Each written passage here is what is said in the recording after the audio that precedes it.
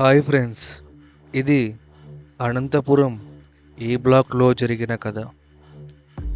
ఇక కథలోకి వెళ్ళిపోతే, అనంతపురం సిటీలో కొత్తగా కట్టిన ఒక పెద్ద apartment complex, the grand residency.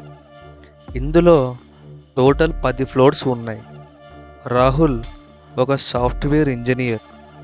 తక్కువ రెంట్కి వస్తుందని 9th ఫ్లోర్లో ఒక ఫ్లాట్ తీసుకున్నాడు.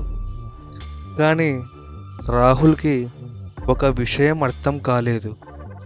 అపార్ట్మెంట్ అంతా కొత్తగా ఉన్నా లిఫ్ట్లో మాత్రం 10th ఫ్లోర్ బటన్ మీద నల్లటి టేప్ వేసి ఉంది. అపార్ట్మెంట్కి వచ్చిన మొదటి రోజే రాహుల్ వాచ్మెన్ని అడిగాడు, వాచ్మెన్ గారు, ఈ 10th ఫ్లోర్ ఎందుకు బంద్ చేసి ఉంది అని.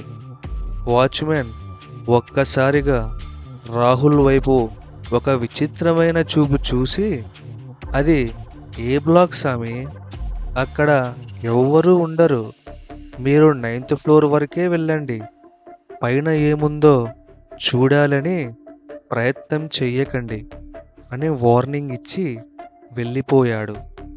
రాహుల్కి చాలా వింతగా అనిపించింది. ఆ రాత్రి రాహుల్కి నిద్ర పట్టడం లేదు.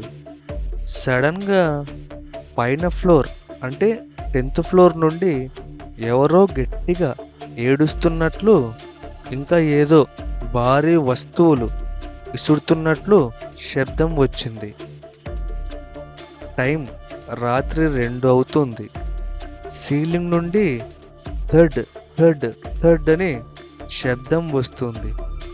రాహుల్ బెడ్ మీద నుండి లేచి సీలింగ్ వైపు చూశాడు.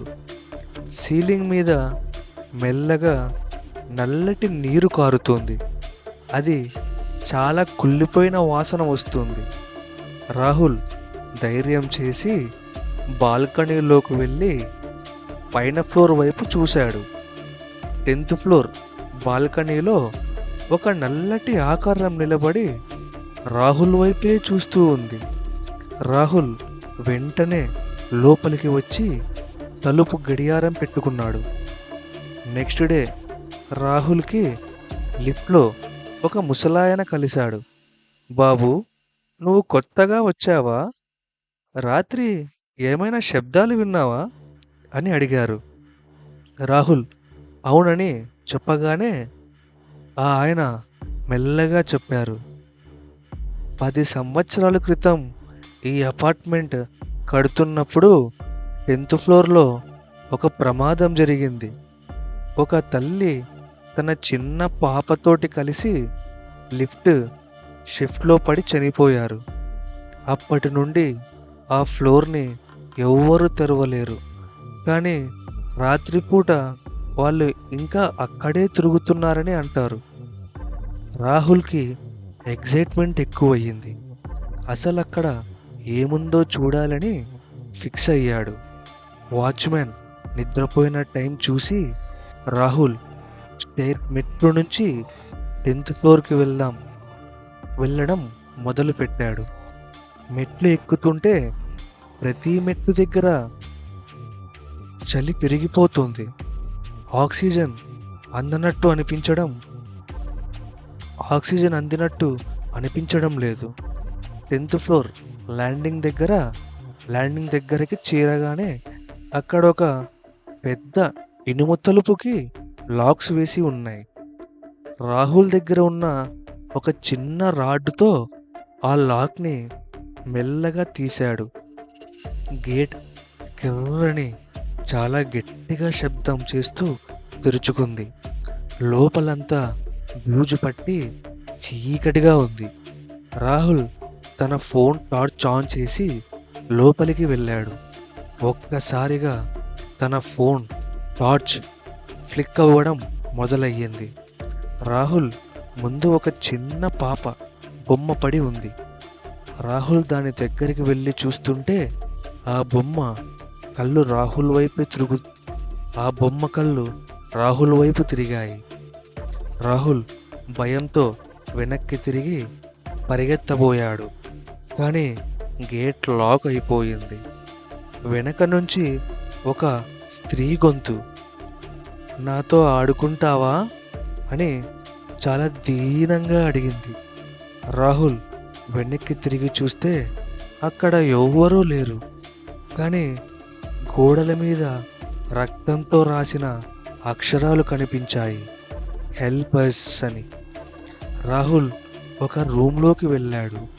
అక్కడ ఒక లిఫ్ట్ లిఫ్ట్ షెల్ఫ్ కనిపించింది. అందులో నుండి భయంకరమైన వాసన వస్తుంది.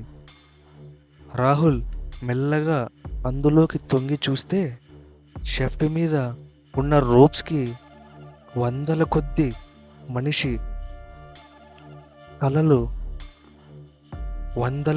మనిషి తలలు తగలాడి ఉన్నాయి.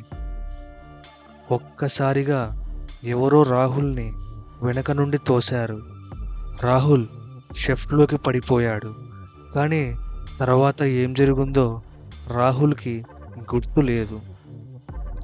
రాహుల్ కళ్ళు తెరిచి చూస్తే తను 9th ఫ్లోర్లో తన రూమ్లో బెడ్ మీద ఉన్నాడు. అబ్బా, అంత కలనా అని అనుకున్నాడు. కానీ తన బెడ్ దిగి చూస్తే తన కాళ్ళు మొత్తం మట్టితో నిండి ఉన్నాయి. తన షర్టు మీద రక్తపు మరుకులు ఉన్నాయి. రాహుల్ వెంటనే బాత్రూంలోకి వెళ్ళి ముఖం కడుక్కుందామని అద్దంలోకి చూశాడు. అద్దంలో రాహుల్కి తన ముఖం కనిపించడం లేదు. రాహుల్కి బదులు ఆ షిఫ్ట్లో చనిపోయిన స్త్రీ ముఖం కనిపిస్తోంది. తను మెల్లగా రాహుల్ గొంతు దగ్గరికి వచ్చి, నువ్వు కూడా మాతో పాటే ఇక్కడే ఉండిపోవాలి అని చెప్పి గట్టిగా నవ్వింది. ఈరోజు కూడా గ్రాండ్ రెసిడెంటీ అపార్ట్మెంట్లో 10th ఫ్లోర్ నుండి ఎవరో గట్టిగా ఏడుస్తున్న శబ్దం వస్తుంది. వాచ్మ్యాన్ ఇప్పుడు 10th ఫ్లోర్తోనే పాటు 9th ఫ్లోర్ బటన్ మీద కూడా నల్లటి టేప్ వేసి పెట్టాడు. రాహుల్